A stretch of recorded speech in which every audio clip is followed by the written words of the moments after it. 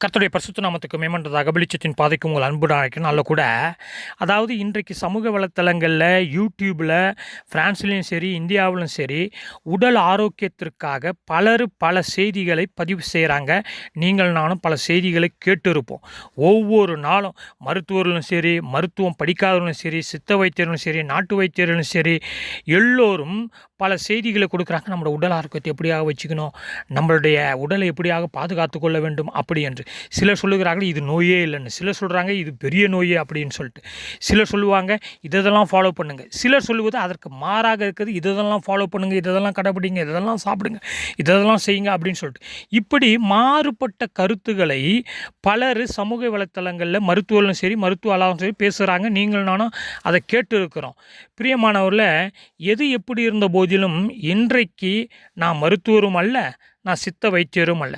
ஆனால் தேவன் உண்டாக்கின இந்த உலகத்தில், தேவன் படைத்த இந்த உலகத்தில் நீங்களும் நானும் ஆரோக்கியமாக வாழ்வதற்கு யூடியூபுக்கு வராத ஒரு காலம், இந்த மருத்துவர்கள்லாம் இல்லாத ஒரு காலம், பெரிய பெரிய மருத்துவ அறிவியல் பட்டப்படிப்புலாம் இல்லாத ஒரு காலம், அந்த காலத்திலே மனிதன் எப்படியாக தன்னை பாதுகாத்து கொள்ள வேண்டும், ஆரோக்கியமாக இருக்க வேண்டும், வாழ வேண்டும் என்பதை பைபிள் தெளிவாக பதிவு செய்திருக்கிறது. ஆனால் இன்றைய விஞ்ஞான உலகத்தில் பிரியமானவர்களே மருத்துவர்கள் பெருகிவிட்டார்கள், நோய்களும் பெருகிவிட்டது, மருத்துவமனைகளும் பெருகிவிட்டது. இன்றைக்கு பிரியமானவர்களே எங்கு பார்த்தாலும் புதிய புதிய நோய்கள். ஆனால் உடல் ஆரோக்கியத்தை பாதுகாத்து கொள்ள 8 காரியங்களை உங்கள் மத்தியிலே இன்றைக்கு நான் சுருக்கமாக சொல்லிவிட்டு போகிறேன். இந்த 8 காரியத்தையும் தேவன் இந்த உலகத்தில் உன் நன்மைக்காக, என் நன்மைக்காக, உன் உடல் ஆரோக்கியத்திற்காக, என் உடல் ஆரோக்கியத்திற்காக தேவன் படைத்த காரியங்கள். முதலாவது காரியம் சூரிய ஒளி. பிரியமானவர்களே, இந்த சூரிய ஒளியிலிருந்து எத்தனை நன்மையான காரியங்கள் நம்முடைய உடலுக்கு கிடைக்கிறது என்பதை தெளிவாக பைபிள் வாசித்தவங்களுக்கு புரியும். இன்றைய விஞ்ஞான உலகத்தில் சயின்டிஃபிக்காக இந்த சூரிய ஒளியிலிருந்து நம்முடைய உடலுக்கு கிடைக்கின்ற நன்மையான காரியங்களை பல மருத்துவர்கள் பதிவு செய்கிறார்கள். தூய்மையான காற்று ரெண்டாவது காரியம்.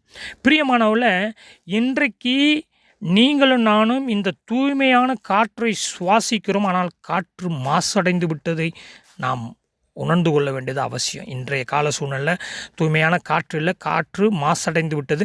ஆனால் தேவன் இந்த தூய்மையான காற்றை உனக்காக எனக்காக படைத்தார். மூன்றாவது காரியம் சுத்தமான குடிநீர்.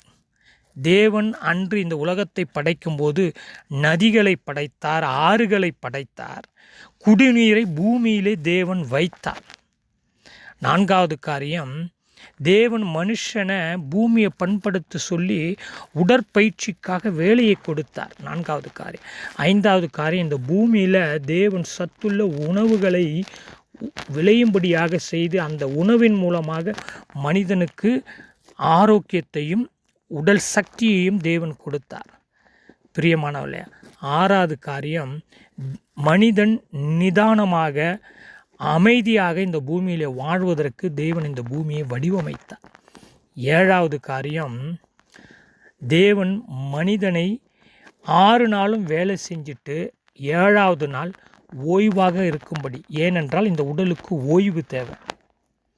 8வது காரியம் பிரியமானவர்கள, தேவன் மீது நம்பிக்கை, தேவனை சார்ந்து கொள்ளுகின்ற காரியம், தேவன் மீது விசுவாசம், தேவனை பற்றி கொள்ளுகின்ற காரியம்.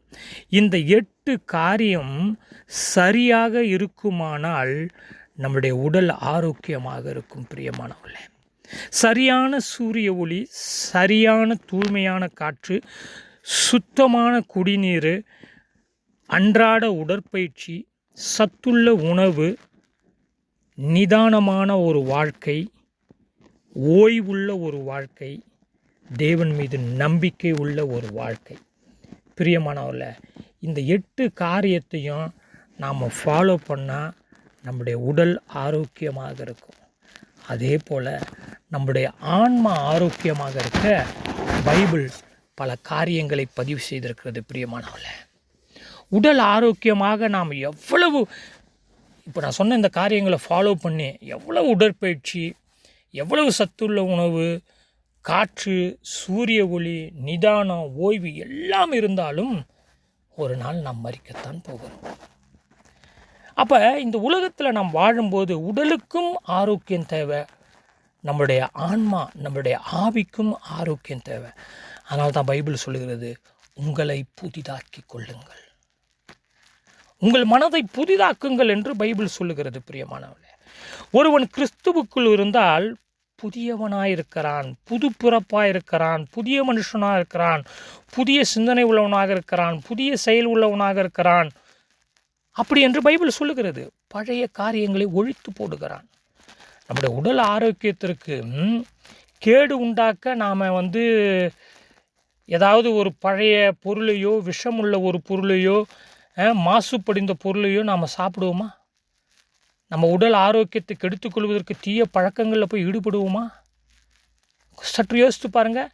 நம்ம உடல் ஆரோக்கியத்திற்கு டாக்டர் சொல்கிற காரியங்களை எவ்வளோ ஃபாலோ பண்ணுறோம்? பிரியமானவர்களே, நம்முடைய பழைய காரியங்களை ஒழித்து போடும்போது, நம்முடைய காரியங்களை புதிதாக மாற்றும்போது நம் மனம் அங்கு புதிதாகிறது. ரோமர் 12ஆம் அதிகாரம் 2வது வசனம் கிறிஸ்தவ சமுதாயத்தில் அநேகருக்கு தெரிந்த ஒரு வசனம். ஆம் பிரியமானவர்களே, நம்முடைய மனம் புதிதாகத்தக்கதாக மறுரூபமாக்கப்பட வேண்டியது மிக மிக அவசியம். நீங்கள் பரிசுத்தம் உள்ளவர்களாக வேண்டும் என்பதே தேவனுடைய சித்தம். 1 தெசலோனிக்கேயர் 4ஆம் அதிகாரம் 3வது வசனம். விசுவாசிகளாகிய திரளான கூட்டத்தாராக இருக்கிற நீங்களும் நானும் தேவனுக்கு முன்பாக சுத்த மனசாட்சி உள்ளவர்களாக வாழ வேண்டியது அவசியம். உங்கள் சரீரத்தை புதிதாக்கி கொள்ளுங்கள் என்று பைபிள் பேசுகிறது. பிரியமானவர்களே, முந்தின நடக்கைக்குரிய மோசம் போக்குகின்ற இச்சையான கெட்டு போகின்ற பழைய மனுஷனை நீங்களும் நானும் நசினமாக கலைந்து போட்டு உள்ளத்தில் புதிதான ஆவி உள்ளவர்களாக புதிய மனுஷனை தரித்து கொள்ள வேண்டும் என்று கொலேசியர், எபேசியர், 2 கொரிந்தியரை வாசித்து பாருங்கள். நம்முடைய ஆவியை புதிதாக்கி கொள்ள வேண்டும். எசேக்கியேல் 36, 1 கொரிந்தியர் 2ஆம் அதிகாரம், சங்கீதம் 51 வாசித்து பாருங்கள். நம்முடைய ஆவி புதிதாக்கப்பட வேண்டும், நம்முடைய சரீரம் புதிதாக்கப்பட வேண்டும், நம்முடைய மனம் புதிதாக்கப்பட வேண்டும். பிரியமானவர்களே, கடைசியாக சொல்லி நான் நிறைவு செய்கிறேன். உடல் ஆரோக்கியம் எவ்வளவு அவசியமோ நம்முடைய ஆவிக்குரிய ஆன்மாவினுடைய ஆரோக்கியமும் மிக மிக அவசியம். அதுதான் பைபிள் சொல்லுகிறது, ஆரோக்கியமான உபதேசத்தை பின்பற்று, ஆரோக்கியமான உபதேசத்தை கேளு. இன்றைக்கு நம்ம பார்த்தோன்னு சொன்னால், ஆரோக்கியமான சத்தியத்தையும் உபதேசத்தையும் பேசும்பொழுது அதை கேட்பதற்கு கூட ஆட்கள் இல்லை, அதை உற்சாகப்படுத்தக்கூட ஆட்கள் இல்லை, அப்படிப்பட்ட சத்தியத்தை வரவேற்பதற்கு கூட ஆட்கள் இல்லை. இன்றைக்கு எதற்கு பின்னால் மனிதன் போகிறான் என்றால், எப்படி இந்த உலக ஜனங்க பல தீய பழக்கங்களால் தன்னுடைய ஆரோக்கியத்தை கெடுத்து கொள்கிறார்களோ, நடிகர்களும், அரசியல்வாதிகளும், பணக்காரர்களும், பல தொழிலதிபர்களும் எப்படி தீய பழக்க வழக்கங்கள் மூலமாக தன்னுடைய ஆரோக்கியத்தை கெடுத்து கொள்கிறார்களோ, அதே போல் இன்றைய ஆன்மீகத்திலும் கூட அநேகர் தங்களுடைய ஆன்மாவை, தங்களுடைய ஆவியை, மனதை கெடுத்து கொள்ளுகின்ற காரியத்திலே அவர்கள் துணிகரமாக நடந்து கொண்டிருக்கின்றபடியால் ஆரோக்கியமான உபதேசத்தை அவர்களால் கேட்க மனதில்லாதபடி ஆரோக்கியமான உபதேசத்தை பேசுகிறவர்களை நசுக்குகிற ஒரு ஆன்மீக உலகம் பெருகிவிட்டது. பிரியமானவர்களே, எனவே கர்த்தர் தாமே உடல் ஆரோக்கியத்தை பாதுகாத்து கொள்ள, ஆன்மாவின் ஆரோக்கியத்தையும் பாதுகாத்து கொள்ள, சத்தியத்தை பற்றி கொள்ள, சத்தியத்தின்படி வாழ உனக்கும் எனக்கும் இந்த உலகத்தில் உள்ள அனைத்து மக்களுக்கும் சத்தியத்தினுடைய கண்கள் திறக்கப்பட, தேவனுடைய கட்டளை மனிதனுக்கு ஆரோக்கியத்தை கொண்டு வருகிறது. தேவனுடைய கட்டளையின்படி வாழும்போது இந்த உலகத்தில் ஆரோக்கியம் கண்டிப்பாக உண்டு. பிரியமானவர்களே, எனவே தேவ வார்த்தைக்கு கீழ்ப்படிவோம், ஆரோக்கியத்தை பெற்றுக்கொள்வோம். ஜெபம் செய்வோம். எங்கள் அதிகமாக நேசிக்கிற பரலோக பிதாவே, ஆண்டவரே, இந்த உடல் ஆரோக்கியத்திற்காக நீ படைத்த அத்தனை நன்மையான காரியங்களுக்காக, இந்த பூமிக்காக, சூரிய ஒளிக்காக, காற்றுக்காக, உணவுக்காக, ஆண்டவரே எங்களுடைய ஓய்வுக்காக, எல்லாவற்றுக்காக நன்றி சொல்கிறோம்.